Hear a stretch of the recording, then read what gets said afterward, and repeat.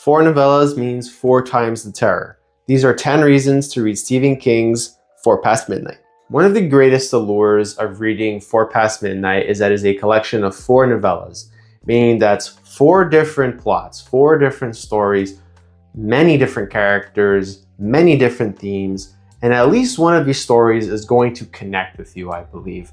It is a polarizing book in my opinion, but that doesn't mean that the whole story or the whole book is bad. There are some good things in here, and it is still a must-read for anybody who's trying to get through Stephen King's catalog. So I'm going to give you some spoiler-free mini summaries about each novella so you can better see if it speaks to you. Imagine you are stuck on a plane beyond control and you are somewhere beyond hell. You're not really sure what's going on. People are missing from a plane, and it is up to you and several others to try to get back home in one piece. The Langoliers is Lovecraftian horror at its finest, in my opinion. I think it's really good. It really sets up a very interesting story, and it's my favorite of this collection of 4 novellas. Another reason to read 4 Past Midnight and the Langoliers in particular is the atmosphere. Throughout the story, Stephen King is very detailed and vivid about the world that he paints in this book. And truthfully, it's very easy to have images in your head about what's going on. The tone is somber, the colors are gray. It's fantastic, and I definitely recommend you read The Langoliers. The second story, Secret Window, Secret Garden, while it's my least favorite of the collection, I know some people like it. It is similar to The Dark Half, Stephen King's other novel that deals with Castle Rock, and the main idea behind it, the main point, is that people are dying around you. You're not really sure what's going on, and somebody is stalking you.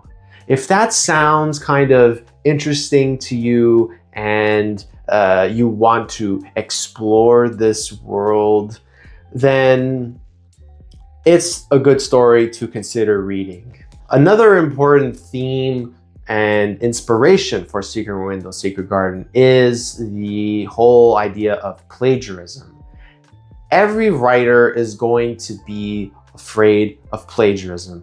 Hopefully, when they write stuff, every idea that comes into their head is a unique story. This story is going to make you do a double take. Your head is going to be spinning and you're not really sure what's real and what's not.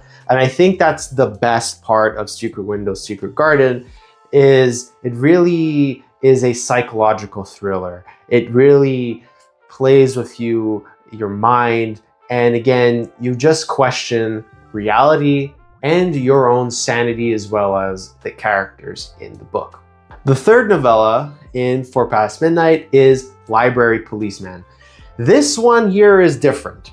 Imagine you're a kid and you are afraid of libraries because you forgot to bring back the books that you borrowed, and the library policeman is after you. That is essentially the energy in this book. You forget to bring your books back, and the librarian and their, bodyguards are essentially coming after you. It's a bit creepy, I'm not gonna lie. Actually, it's the most disturbing novella of the 4. There is a scene in here that is spoken about somewhat at length, and people don't want to talk about it because it's so disturbing. So if you really like a disturbing read, yeah. This one here is it's got that. Why did my eyeballs read these words? What did I just read? That's got that energy. And if you like that, then give Library Policeman a try. You're gonna understand why I feel like this, and many, many others feel like this as well. The fourth and final novella of 4 Past Midnight is called The Sundog. Imagine you have a Polaroid camera and you take a picture, and the photo that it prints is not what you took, but instead is of something else that is disturbing the further you go in the book and the further photos that you take with the camera. Is the camera possessed? Is the camera haunted? Is the camera dangerous? This is the plot of The Sundog. An important reason to read The Sundog is that it is the prologue of Needful Things, Stephen King's final Castle Rock story. It sets up some important plot points in the book, and I think it is an essential read for Castle Rock. Some may disagree because it might not be a major part of it, but I believe it adds context and intrigue to Needful Things down the line. So do not skip this novella, because it will be important to give you context for Needful Things, which I just finished reading, and I think it's a really good book. So don't miss out on this novella at all. The final reason that I'm going to give you to convince you to read 4 Past Midnight is a very honest opinion.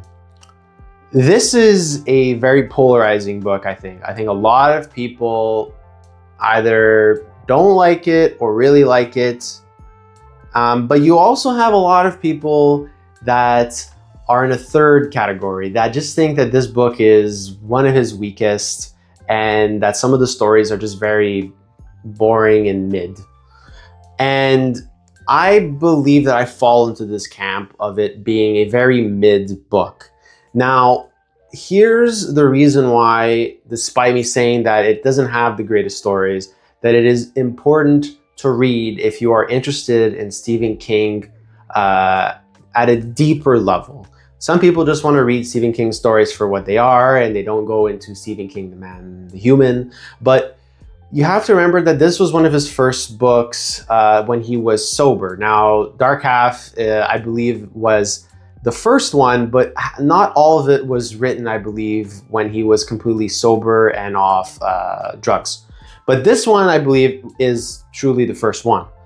Now, one of the big things about Stephen King is that when he was on substance abuse, especially throughout his time writing Cujo, this guy was just like bringing out bangers, all right? And there was a fear when he got off all that and really started fixing up his personal life in that sense, that does he have the juice? Does he have the magic? Or was the magic in the beer bottle? Was it in drugs? And while this book is probably one of his weaker books in his vast catalog, it does show the ebbs and flows of the human Stephen King himself. So if you're interested in that sort of thing and trying to really live his life through his written medium, then I think that this book does a good idea of understanding him trying to find his way through, I guess, rehab, and trying to find his way through the written literature, the written medium, and still trying to produce really good books.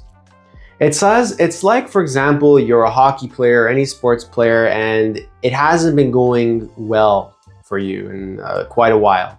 And you're just gripping the hockey stick a little bit harder. You're gripping the bat a little bit harder. You're changing things up. I feel as though 4 Past Midnight has that energy where Stephen King may have not adjusted to his new lifestyle, and it shows in this book where it's not as good as some of his other books.